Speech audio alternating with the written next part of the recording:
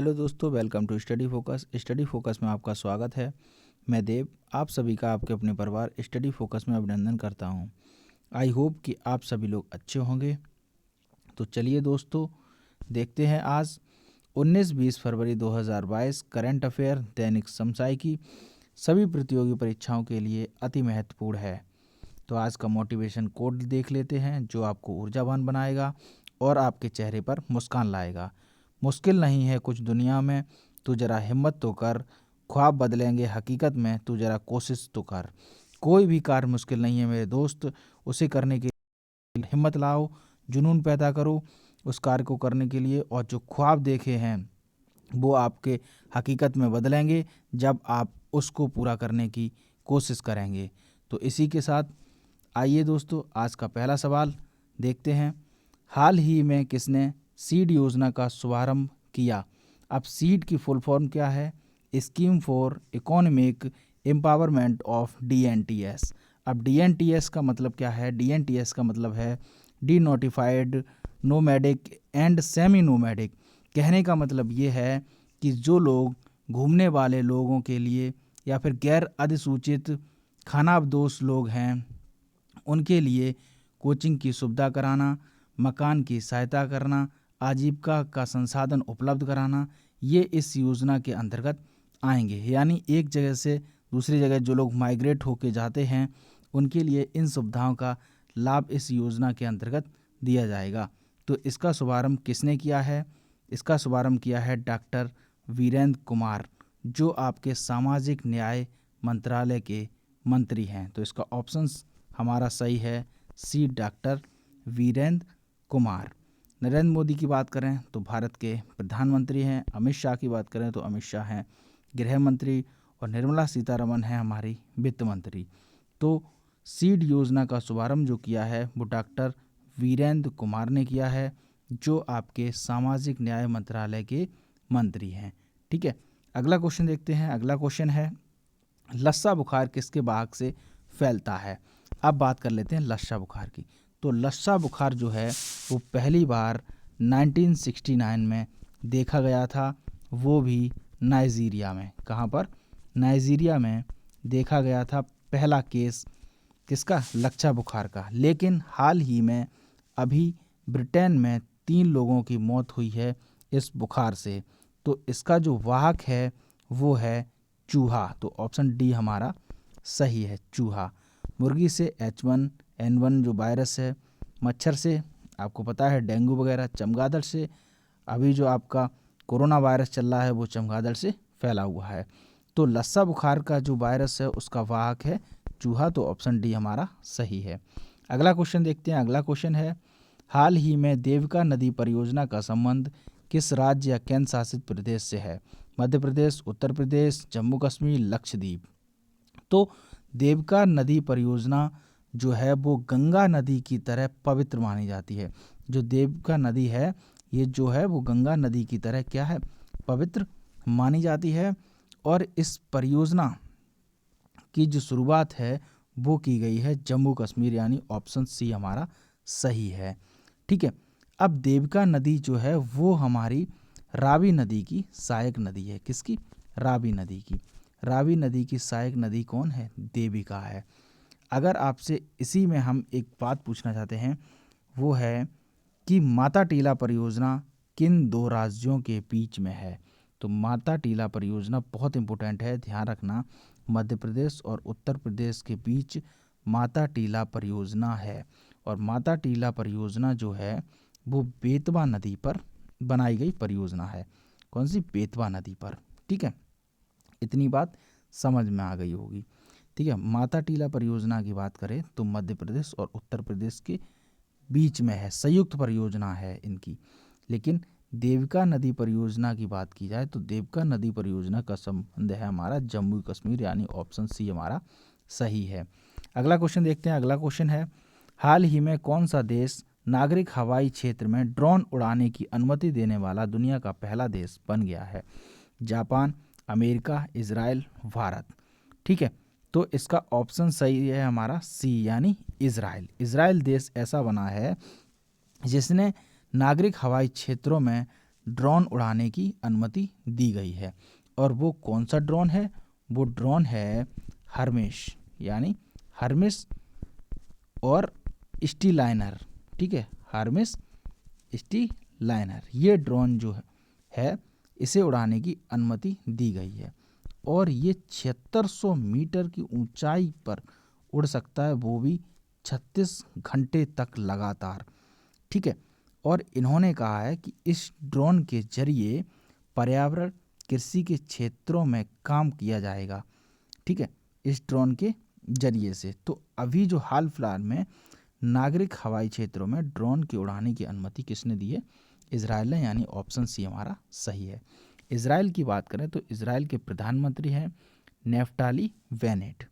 ठीक है, इजराइल को संसद को क्या कहा जाता है? कहा जाता है नेशेट। ठीक है, तो इसका ऑप्शन हमारा सी सही है।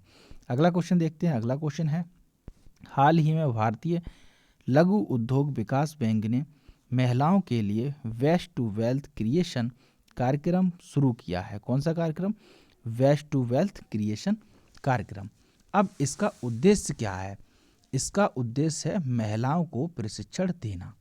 ठीक है, और उनकी आजीविका का अवसर देना। ठीक है, अब इसमें होगा क्या? ये एक चेन टेक्नोलॉजी की तरह काम करेगा, यानी पहले 50 महिलाओं को प्रशिक्षण दिया जाएगा और ये 50 महिलाएं अगली 50 महिलाओं को प्रशिक्षण देंगी। तो ये जो कार्यक्रम शुरू किया गया वो किया गया पश्चिम बंगाल। समझ में आया? वेस्ट टू वेल्थ क्रिएशन कार्यक्रम का उद्देश्य महिलाओं को प्रशिक्षण देना और उनकी आजीविका का अवसर प्रदान कराना, आजीविका में अवसर प्रदान कराना। तो ये योजना हमारी पश्चिम बंगाल की है, तो ऑप्शन सी हमारा सही है। ठीक है, पश्चिम बंगाल में कहाँ पर? सुंदरबन। ठीक है, पश्चिम बंगाल में सुंदरबन की योजना है। ठीक है, आगे बढ़ते हैं, अगला क्वेश्चन देख लेते हैं। अगला क्वेश्चन है, हाल ही में भारत का पहला राष्ट्रीय समुद्री सुरक्षा समन्वय NMSC किसे नियुक्त किया गया? विनय कुमार त्रिपाठी, वीरेंद्र कुमार पठानिया, जी अशोक कुमार, दिलीप संघानिया। तो इसका ऑप्शन सही है हमारा सी, यानी जी अशोक कुमार। ठीक है, विनय कुमार त्रिपाठी की बात करें तो विनय कुमार त्रिपाठी हमारे रेलवे बोर्ड के CEO हैं। किसके? रेलवे बोर्ड के। ठीक है, वीरेंद्र कुमार पठानिया की बात करें तो वीरेंद्र कुमार पठानिया तटरक्षक बल के हेड हैं। किसके? तटरक्षक बल के हेड हैं। अगर दिलीप संघानी की बात करें तो ये इफ्को के चेयरमैन हैं। किसके? इफ्को। और हाल ही में बहुत इम्पोर्टेंट चीज़ मैं बताने जा रहा हूँ, इफ्को ने हाल ही में विश्व का पहला नैनो यूरिया बनाया। नोट कर लें, विश्व का पहला नैनो यूरिया किसने बनाया? इफ्को ने। तो इस क्वेश्चन का ऑप्शन सही होता है हमारा सी, यानी जी अशोक कुमार। आगे बढ़ते हैं, अगला क्वेश्चन देखते हैं। अगला क्वेश्चन है, हाल ही में 70वीं राष्ट्रीय सीनियर वॉलीबॉल चैंपियनशिप में किस राज्य की टीम ने महिला टीम का खिताब जीता? अब राष्ट्रीय सीनियर वॉलीबॉल चैंपियनशिप कौन से नंबर की है? 70वें नंबर की। महिला टीम की बात करें तो हरियाणा, केरल, उड़ीसा, इनमें से कोई नहीं। महिला टीम की बात करेंगे तो महिला टीम की विजेता है केरल, तो ऑप्शन बी हमारा सही है। अगर पुरुष टीम की बात करें तो पुरुष टीम के विजेता है कौन? हरियाणा। ठीक है, पुरुष की बात की जाए तो पुरुष टीम की कौन है? हरियाणा है। ठीक, और इसका आयोजन कहाँ हुआ था? राष्ट्रीय सीनियर वॉलीबॉल चैंपियन का आयोजन हुआ था भुवनेश्वर, और भुवनेश्वर कहाँ है? उड़ीसा में। ठीक है, ध्यान रखना बात को कि अगर आपसे पूछा जाए तो राष्ट्रीय सीनियर वॉलीबॉल चैंपियन कौन से नंबर की है? 70वें नंबर की। कहाँ आयोजित की गई? भुवनेश्वर, उड़ीसा में। किस जगह? बीजू पटनायक स्टेडियम में। ठीक है, पुरुष वर्ग में कौन जीता है? हरियाणा। और महिला टीम कौन सी जीती है? केरल की। तो ऑप्शन बी हमारा सही है। अगला क्वेश्चन देखते हैं। अगला क्वेश्चन है, प्रतिवर्ष अंतर्राष्ट्रीय एपिलेप्सी यानी मिर्गी दिवस कब मनाया जाता है? फरवरी की सेकंड सोमवार, फरवरी के फर्स्ट सोमवार, फरवरी के सेकंड शुक्रवार, इनमें से कोई नहीं। तो अंतर्राष्ट्रीय एपिलेप्सी यानी मिर्गी दिवस की जो शुरुआत की गई थी वो शुरुआत की गई 2013 2015 से। कब से? 2015 के। और इसका संबंध ब्रेन से है, ब्रेन यानी मेरे मस्तिष्क से, ठीक है, हम लोगों के मस्तिष्क से इसका संबंध होता है। इसमें जो केंद्रीय तंत्रिका तंत्र से संबंधित होती है, केंद्रीय तंत्रिका तंत्र का असंतुलित बिगड़ जाता है, संतुलन बिगड़ जाता है, तभी इस तरह की बीमारी होती है। और ये फरवरी के 2 सोमवार को दिवस मनाया जाता है। इसके लिए ऑप्शन हमारा सही है ए। और ये इस बार पड़ा था 14 फरवरी को, ठीक है, ध्यान देना, इस बार कब पड़ा? 14 फरवरी को। तो इसका ऑप्शन हमारा ए सही है। अगला क्वेश्चन देखते हैं। अगला क्वेश्चन है, हाल ही में तम्बाकू छोड़ो ऐप यानी क्यूट टबैको ऐप किस संगठन ने लॉन्च किया? केंद्रीय तम्बाकू अनुसंधान, विश्व स्वास्थ्य संगठन, स्वास्थ्य मंत्रालय द्वारा, इनमें से कोई नहीं। तो तम्बाकू छोड़ो ऐप जो है वो हमारा WHO यानी विश्व स्वास्थ्य संगठन ने अभी लॉन्च किया है। अब ये किसका हिस्सा है? ये हिस्सा है कमिट टू क्विट यानी तम्बाकू को कैसे छोड़ें, उसी का एक हिस्सा है कि तम्बाकू छोड़ो ऐप लॉन्च किया गया है। किसने किया है? विश्व स्वास्थ्य संगठन ने लॉन्च किया है। अब विश्व स्वास्थ्य संगठन की बात करें तो इसकी स्थापना 7 अप्रैल 1948 को हुई, ठीक है। इसका हेडक्वार्टर कहाँ है? जिनेवा, स्विट्जरलैंड में इसका हेडक्वार्टर है।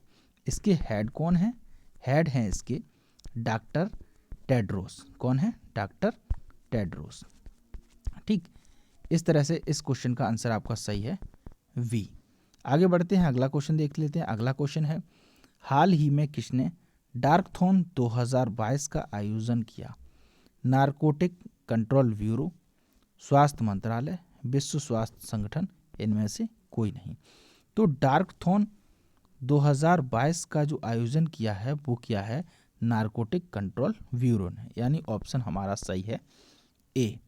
अब बात कर लेते हैं नारकोटिक कंट्रोल ब्यूरो की स्थापना 1986 में। हेडक्वार्टर बात करें तो हेडक्वार्टर दिल्ली में है, ठीक है। ये गृह मंत्रालय के अंतर्गत आता है। ये काम क्या करता है कि जो लोग ड्रग्स वगैरह सप्लाई करते हैं, लेते हैं, उन पर नकेल कसने का काम करता है, उन्हें पकड़ने का कार्य करता है। कौन?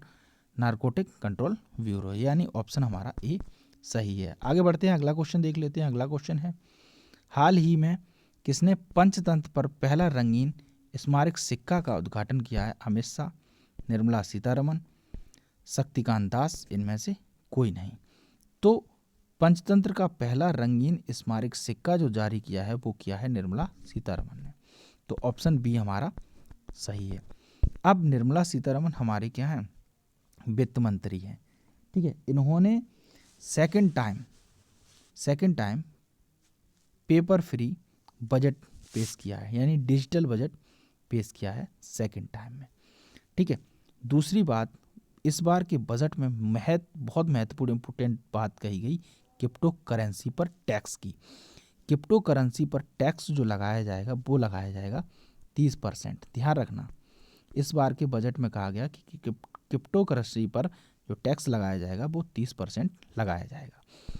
शक्तिकांत दास 25वें नंबर के RBI के गवर्नर हैं।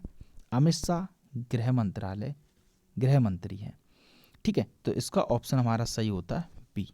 आगे बढ़ते हैं, अगला क्वेश्चन देखते हैं। अगला क्वेश्चन है, हाल ही में क्वाड संगठन के विदेश मंत्रियों की चौथी बैठक कहाँ आयोजित की गई? क्वाड की बात करें तो क्वाड में 4 देश आते हैं, भारत, जापान, ऑस्ट्रेलिया और अमेरिका। ये चारों देश क्वाड में आते हैं। इसकी चौथी बैठक का जो आयोजन किया गया है वो आयोजन किया गया है ऑस्ट्रेलिया में, यानी ऑप्शन सी हमारा सही है। अब जब ऑस्ट्रेलिया की बात हो ही गई है तो ग्रेट बैरियर रीफ की बात करें तो ऑस्ट्रेलिया में, ग्रेट डिवाइडिंग रेंज की बात करें तो ऑस्ट्रेलिया में, ग्रेट विक्टोरिया डेजर्ट की बात करें रेगिस्तान की, ऑस्ट्रेलिया में, डाउन्स घास के मैदान ऑस्ट्रेलिया में, मरे या डार्लिंग नदी ऑस्ट्रेलिया में। ठीक है, इन चीज़ों ग्रेट की बात की जाए, ग्रेट बैरियर रीफ हो, चाहे ग्रेट डिवाइडिंग रेंज हो, चाहे ग्रेट विक्टोरिया डेजर्ट हो, या फिर डाउन्स खास के मैदान हो, ये सब हमारे ऑस्ट्रेलिया में स्थित हैं। आगे बढ़ते हैं, अगला क्वेश्चन देखते हैं। अगला क्वेश्चन है, हाल ही में केंद्र सरकार ने फूड पाम ऑयल के लिए कृषि अवसंरचना विकास उपकर AIDC को 7.5 से घटाकर कितने % कर गया है। अब ये उपकर क्या है, ये एक सेस है, ठीक है, ये एक टैक्स की तरह होता है जो इससे लिया जाता है और एक दूसरी जगह खर्च करने के लिए निश्चित कर दिया जाता है कि ये इस क्षेत्र में ही खर्च किया जाएगा। तो फूड पाम ऑयल जो है उस पर टैक्स लगाया गया है, तो जो टैक्स मिलेगा उसको कृषि अवसंरचना विकास के लिए खर्च किया जाएगा। कहने का मतलब ये है कि एग्रीकल्चर क्षेत्र में उस टैक्स को खर्च किया जाएगा। तो उस टैक्स को घटाकर कितने % कर दिया गया, जो 7.5% था उसे घटाकर कर दिया गया है 5%। इसमें ऑप्शन नहीं है, आप एक ऑप्शन कर लें कि 5%। कितना कर दिया गया, 5%, ठीक है, मिसप्रिंट हो गया, कोई दिक्कत नहीं है, मैं आपको बता रहा हूँ कि कितना कर दिया गया, 5%, ठीक है। यहीं पर मैं दो बातें आपको पूछना चाहूँगा। अगर आपसे पूछा जाए रेपो रेट की बात, ठीक है, तो रेपो रेट कितना डिसाइड किया गया है 2022 में, 4%। कितना, 4%। अगर बात की जाए रिवर्स रेपो रेट की, तो रिवर्स रेपो रेट डिसाइड किया गया है 3.35%, ठीक है। ये दोनों चीज़ें डायरेक्ट क्वेश्चन पूछा जाएगा कि रेपो रेट 2022 का क्या है, तो 4%, और रिवर्स रेपो रेट की बात की जाए तो 3.35%, ठीक है। और इस क्वेश्चन का आंसर सही है 5%। आगे बढ़ते हैं, अगला क्वेश्चन देखते हैं। अगला क्वेश्चन है, हाल ही में भारतीय सेना ने अपना पहला हैकाथॉन सैन्य रण क्षेत्र कहाँ आयोजित किया।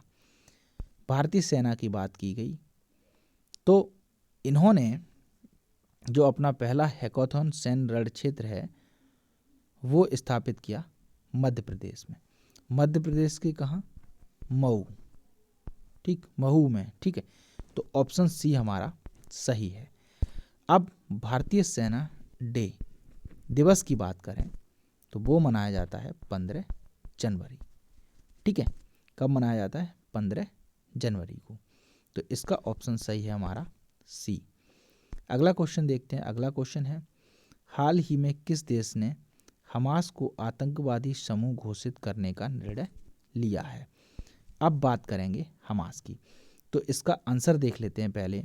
इसका आंसर सही है ऑस्ट्रेलिया, यानी ऑप्शन ए।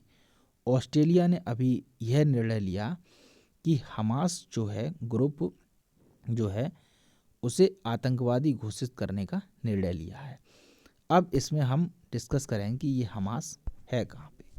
तो ये आपको स्क्रीन पर दिखाई दे रहा है, ये है इजराइल का मैप। किसका, इजराइल का मैप। अब इसमें आपको ये दिखाई दे रहा है वेस्ट बैंक, ठीक है, ध्यान देना इस बात को, ये दिखाई दे रहे हैं वेस्ट बैंक, जिसे पहले कहते थे फिलिस्तीन। क्या कहते थे, फिलिस्तीन। और एक फिलिस्तीन यहाँ पर, फिलिस्तीन का छोटा हिस्सा है जिसे हम कहते हैं गाजा पट्टी। ये दोनों हिस्सा फिलिस्तीन के हैं, ठीक है। और ये रहा इजराइल का। इजराइल देश नहीं था, यहूदी लोग यहाँ पर आए और इन्होंने धीरे धीरे धीरे धीरे धीरे धीरे करके फिलिस्तीन को ख़त्म कर दिया और इजराइल बना लिया, ठीक है। ध्यान देना इस बात का। अब फिलिस्तीन के दो हिस्से छोटे छोटे रह गए हैं, एक वेस्ट बैंक और एक गाजा पट्टी।